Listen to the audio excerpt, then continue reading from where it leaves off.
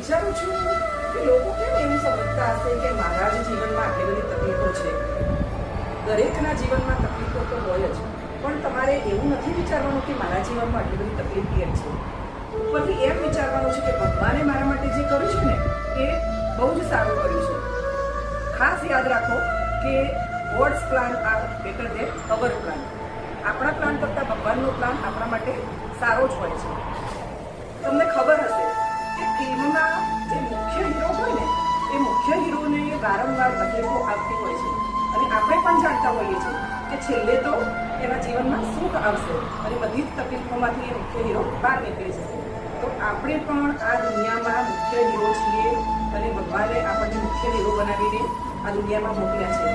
ભગવાન પણ એને જ તકલીફ આપે છે જે તકલીફોને વેઠી શકે છે, જે તકલીફોમાંથી બહાર આવવાની હિંમત રાખે છે.